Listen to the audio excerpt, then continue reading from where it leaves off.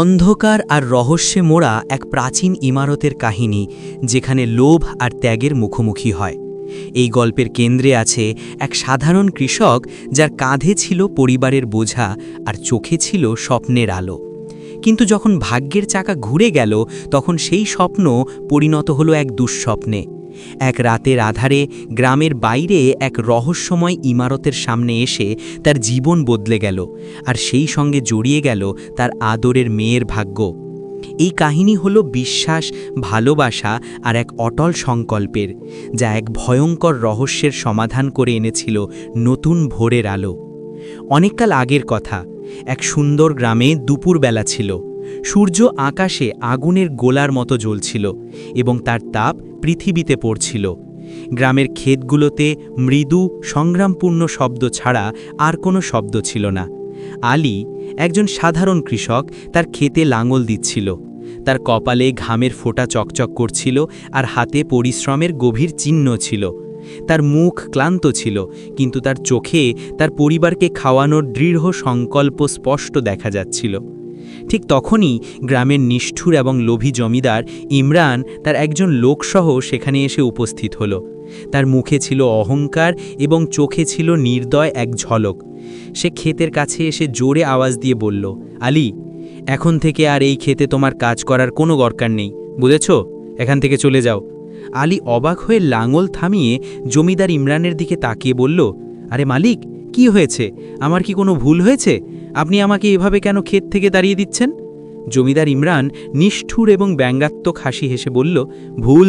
আরে ৩ বছর আগে তুমি আমার কাছ থেকে যে ঋণ নিয়েছিলে, তার সুদ এবং আসল মিলিয়ে এত টাকা হয়েছে যে এখন এই ক্ষেতের ওপর আমার অধিকার জন্মেছে। আমার, বুঝেছ? এখন এখান থেকে চলে যাও। আলীর বুক দ্রুত ধড়ফড় করতে লাগলো। সে ঘাবড়ে গিয়ে বলল, আরে আরে মালিক, গত কয়েক বছর ধরে তো ফসল খুব কম হচ্ছে, টাকা কোথা থেকে আনবো সেটাও তো একটু দেখুন।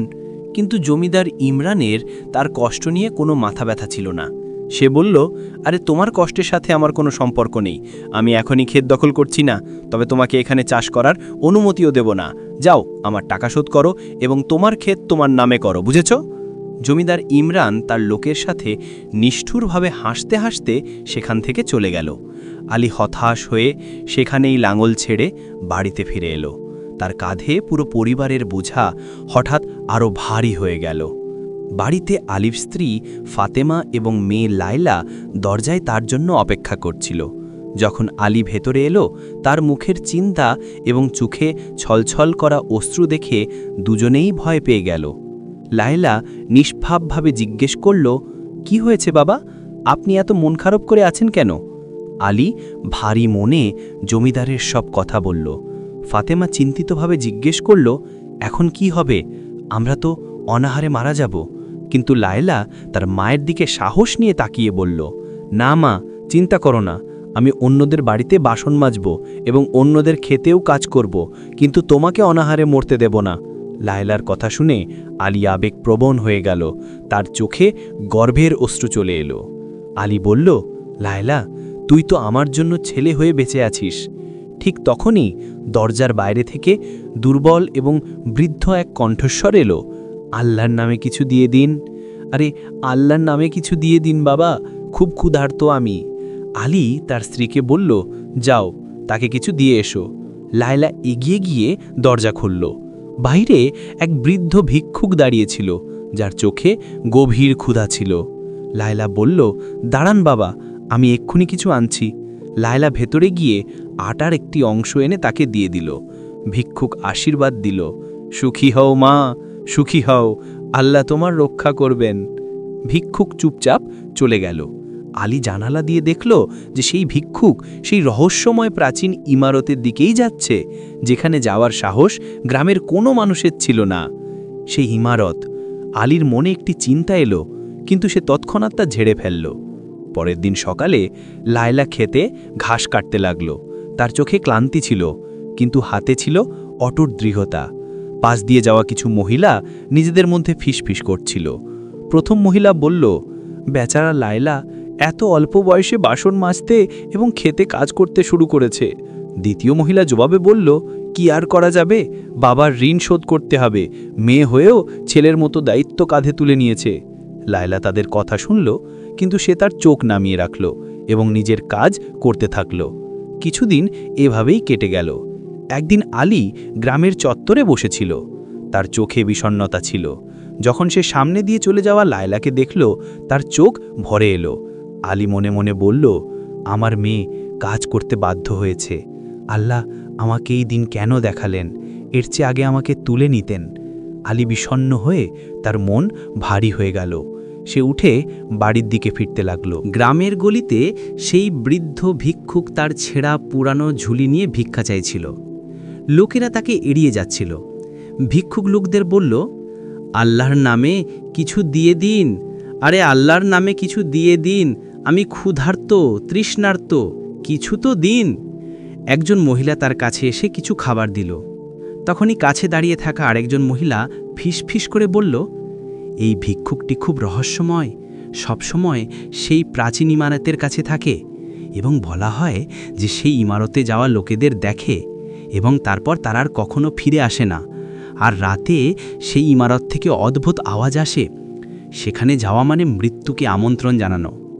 ভিক্ষুক চুপচাপ এগিয়ে গেল এবং লোকেরা তাকে রহস্যময় চোখে দেখতে থাকল। সন্ধ্যার সময় আকাশে কালো মেঘ ছেয়ে গেল, বিদ্যুৎ চমকাচ্ছিল এবং প্রবল বৃষ্টি হচ্ছিল। আলী রাস্তা দিয়ে যাচ্ছিল এবং গভীর চিন্তায় ডুবেছিল। আলী ভাবল, এখন কি হবে? লায়লার কতদিন অন্যের বাড়িতে কাজ করবে? যদি কোনো অন্য পথ পাওয়া যেত। আলী হাঁটতে হাঁটতে গ্রামের বাইরে জঙ্গলের দিকে চলে গেল। বৃষ্টি আরও প্রবল হলো এবং সে ভিজতে ভিজতে এগিয়ে গেল। হঠাৎ সে নিজেকে একটি পুরানো ইমারতের সামনে পেল। এই ইমারতটি শত শত বছরের পুরানো বলে মনে হচ্ছিল, যার দেওয়ালে শ্যাওলা জমে গিয়েছিল। আলী বলল, আরে এটা তো সেই প্রাচীন ইমারত, এখানে তো কেউ আসে না। আলী দেখল দরজা খোলা ছিল এবং ভেতর থেকে হালকা আলো আসছিল। বৃষ্টি থেকে বাঁচতে আলী ভেতরে চলে গেল। ইমারতের ভেতর নিস্তব্ধতা ছিল। সে চারপাশে দেখল। তখনই তার নজর সামনে পড়ে থাকা সোনার মুদ্রা স্তূপের উপর পড়ল। সেগুলো জ্বলজ্বল করছিল, যেন সূর্যের সব আলো নিজের মধ্যে ধারণ করে রেখেছে। আলী ভাবল, এত সোনার মুদ্রা এখানে? আলীর বুক দ্রুত ধড়ফড় করতে লাগল। তার মনে লোভ ঢুকে গেল। আলী নিজের মনে বলল, যদি এই সোনার মুদ্রাগুলো পেয়ে যাই তাহলে আমার সব ঋণ শোধ হয়ে যাবে এবং লায়লাকেও কাজ করতে হবে না। হ্যাঁ, আলী ধীরে ধীরে মুদ্রাগুলোর দিকে পা বাড়াল। যেই সে মুদ্রাগুলোকে স্পর্শ করল, হঠাৎ ইমারতের দরজা জোরে বন্ধ হয়ে গেল। আলী ঘাবড়ে গিয়ে বলল, আরে এটা কি হলো? পরের মুহূর্তেই সব কিছু উধাও হয়ে গেল এবং ইমারতে নিস্তব্ধতা নেমে এলো এবং আলীও উধাও হয়ে গেল। কিছুদিন কেটে গেল, কিন্তু আলীর কোনো খবর পাওয়া গেল না। লায়লা এবং তার মা ফাতেমা চিন্তায় ডুবে গেল। ফাতেমা বলল, জানি না তোমার বাবা কোথায় চলে গেল।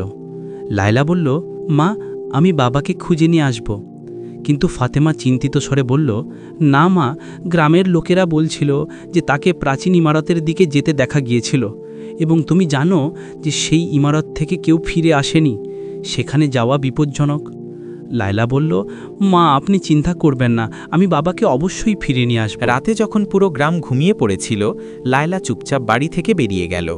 সে হাতে একটি প্রদীপ নিয়ে জঙ্গলের দিকে এগিয়ে গেল। লায়লা মনে মনে ভাবল, আমি বাবার কিছু হতে দেব না, আমাকে সত্যিটা জানতেই হবে। সাহস জুটিয়ে সে ইমারতের দিকে পা বাড়াল। কিছুক্ষণ পর সে ইমারতের কাছে পৌঁছাল। সেখানেই সেই বৃদ্ধ ভিক্ষুকটি বসেছিল, যেন গভীর ঘুমে আছে। লায়লা ধীরে ধীরে তার কাছে গিয়ে বলল, বাবা। ভিক্ষুক চোখ খুলল।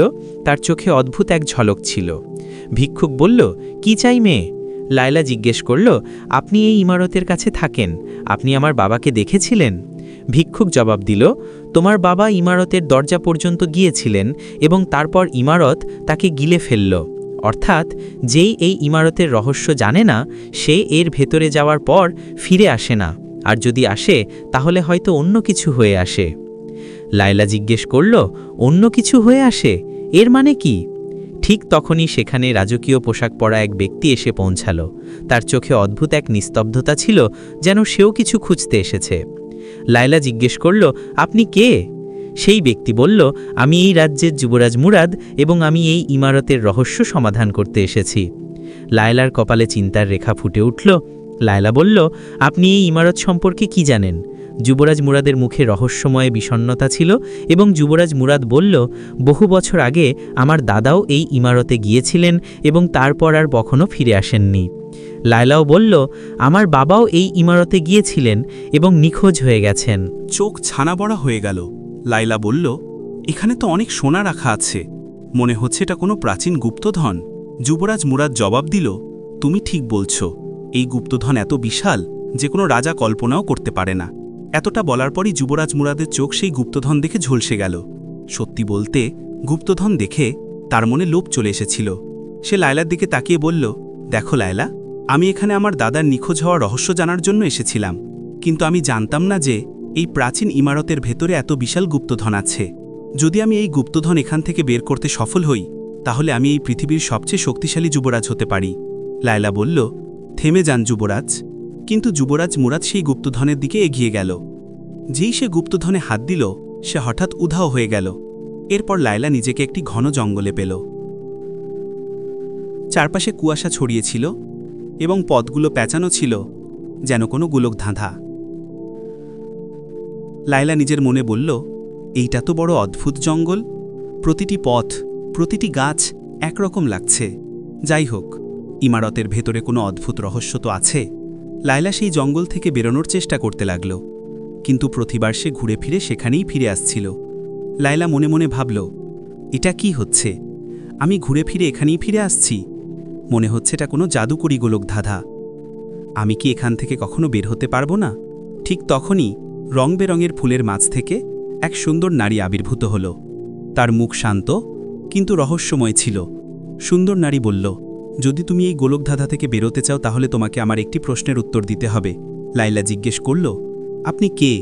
সুন্দর নারী জবাব দিল, এটা এখন জানা জরুরি নয়।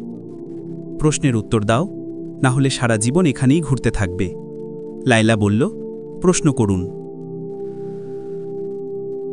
সুন্দর নারী প্রশ্ন করল, বলো এমন কি জিনিস যা সবাই দেখতে পায় কিন্তু তাকে ধরতে পারে না? লায়লা ভাবতে লাগল। তারপর তার চোখে এক ঝলক এলো। লায়লা বলল, এর উত্তর হলো বাতাস। সুন্দর নারী হাসল এবং হঠাৎ উধাও হয়ে গেল। পরের মুহূর্তে লায়লা নিজেকে একটি নতুন জায়গায় পেল। এবার তার সামনে একটি বিশাল পুকুর ছিল, যা ঘন জঙ্গলের মাঝে ছিল। চারপাশে কুয়াশা ছড়িয়েছিল। হঠাৎ পানি নড়তে লাগল এবং লায়লা ধীরে ধীরে ডুবতে লাগল, যেন পানি তাকে নিচে টানছে। তখনই সেই সুন্দর নারী আবার আবির্ভূত হল। সুন্দর নারী বলল, যদি তুমি এখান থেকে বেরোতে চাও তাহলে আমার প্রশ্নের উত্তর দাও, কিন্তু মনে রেখো, ভুল উত্তর তোমার শেষের কারণ হতে পারে। লায়লা বলল, তাড়াতাড়ি জিজ্ঞেস করুন, আমি ডুবছি। সুন্দর নারী দ্বিতীয় প্রশ্নটি করল, বলো, সেই বস্তু কি যা আমাদের কাছে থাকা সত্ত্বেও কখনো পুরোপুরি আমাদের হতে পারে না? লায়লা দ্রুত ভাবতে লাগল। পানি এখন তার গলা পর্যন্ত পৌঁছে গিয়েছিল। হঠাৎ তার চোখে ঝলক এলো এবং লায়লা দ্রুত বলল, সেটা সময়, যা আমাদের কাছে থাকা সত্ত্বেও কখনো পুরোপুরি আমাদের হয় না এবং একদিন শেষ হয়ে যায়। সুন্দর নারী হাসতে লাগল। পরের মুহূর্তে লায়লা নিজেকে আবার ইমারতের ভেতরে একটি বিশাল গুহায় পেল। গুহায় জ্বলন্ত প্রদীপগুলো জলজল করছিল। ভেতরে অদ্ভুত চিত্র আঁকা ছিল। যেই লায়লা সেই চিত্রগুলো দেখল, সেগুলো ভয়ঙ্কর রূপ নিতে লাগলো এবং সেগুলোতে নড়াচড়া শুরু হলো। দেয়ালের চিত্রগুলো জীবন্ত হয়ে উঠল, তাদের চোখ চকচক করে উঠল এবং অদ্ভুত আওয়াজ প্রতিধ্বনিত হতে লাগল। লায়লা ভয়ে পিছনে সরে গেল। লায়লা মনে মনে বলল, মনে হচ্ছে এই চিত্রগুলো জীবন্ত হয়ে উঠছে।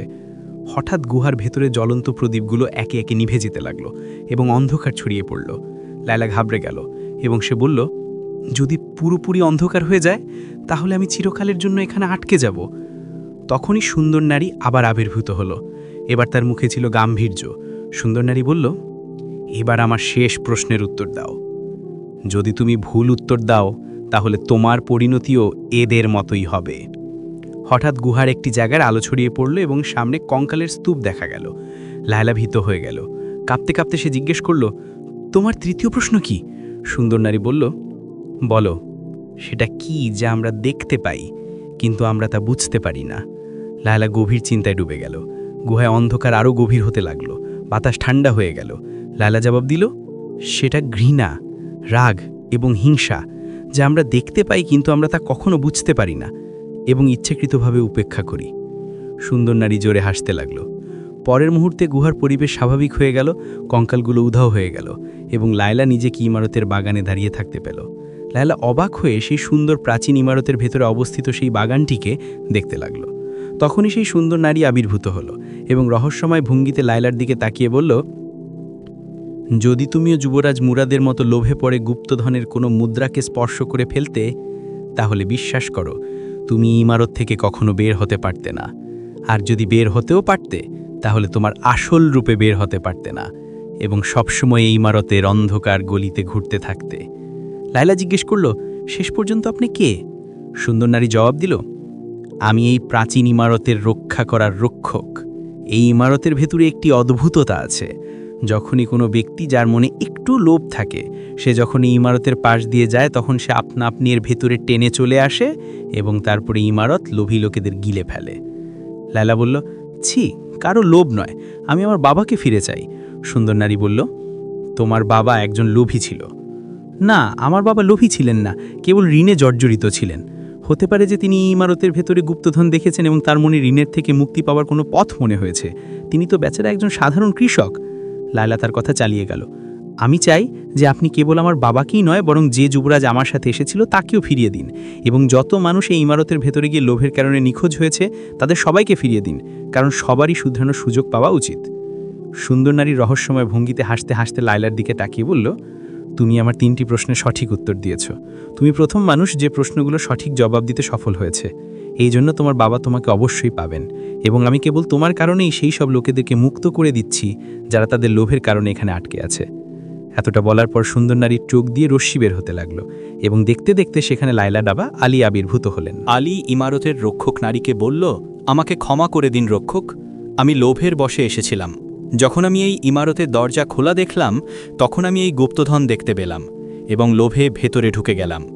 তখনই লায়লা এবং আলী নিজেদের ইমারতের বাইরে দাঁড়ানো অবস্থায় পেল, যেখানে সেই বৃদ্ধ ভিক্ষুকটি ইমারতের সিঁড়িতে বসেছিল।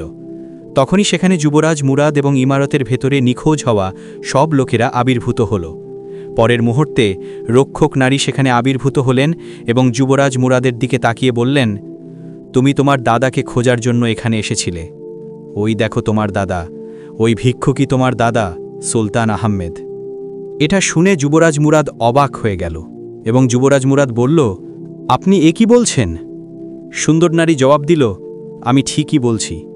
বহু বছর আগে তোমার দাদাও এই গুপ্তধন পাওয়ার লোভে এই ইমারতে এসেছিলেন এবং অভিশাপের কারণে ভিক্ষুক হয়ে গিয়েছিলেন, এবং তারপর তিনি চাইলেও কাউকে তার সত্যিটা বলতে পারতেন না, কারণ অভিশাপ অনুযায়ী যদি তিনি কাউকে বলতেন যে তিনি ভিক্ষুক নন বরং একজন বাদশাহ, তাহলে তিনি জ্বলে ছাই হয়ে যেতেন।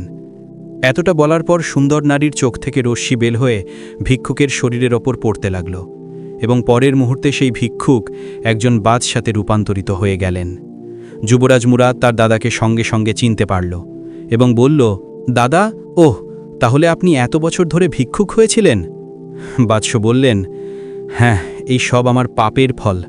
এতটা বলার পর বাদশাহ সুন্দর নারীকে বললেন, আমাকে ক্ষমা করে দিন, এখন আমি কখনো লোভ করব না। তখনই রক্ষক নারী আলীকে বললেন, আমি জানি যে তোমার উপর ঋণের বোঝা তোমাকে লোভী বানিয়েছিল। তুমি বাড়ি গিয়ে এত ধন পাবে যে তুমি ঋণ মুক্ত হয়ে যাবে। সুন্দর নারী রহস্যময় ভঙ্গিতে হাসতে হাসতে সেখান থেকে উধাও হয়ে গেলেন। সুন্দর নারী উধাও হয়ে যাওয়ার পর যুবরাজ মুরাদ হাসতে হাসতে লায়লার দিকে তাকালো এবং বলল, লায়লা, আমি তোমার কারণে এই ইমারত থেকে মুক্ত হয়েছি এবং তোমারই কারণে আমি আমার দাদাকে ফিরে পেয়েছি। তোমাকে অনেক অনেক ধন্যবাদ। যুবরাজ মুরাদের কথা শুনে লায়লা হাসতে লাগল। যুবরাজ মুরাদ তার দাদাকে নিয়ে তার রাজ্যের দিকে চলে গেল। লায়লা তার বাবা আলীকে নিয়ে তাদের গ্রামের দিকে চলে গেল। বাড়ি পৌঁছে লায়লা এবং আলী দেখল যে একটি ঘরে সোনার মুদ্রার স্তূপ ছিল। পরের দিনই আলী জমিদার ইমরানের ঋণ শোধ করে দিল এবং আবার নিজের ক্ষেতে চাষ করতে লাগল এবং তারা সবাই সুখে শান্তিতে থাকতে লাগল।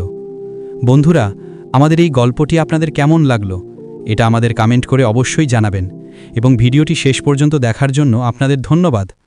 এমন আরও গল্প দেখতে আমাদের এই চ্যানেলটি সাবস্ক্রাইব করুন।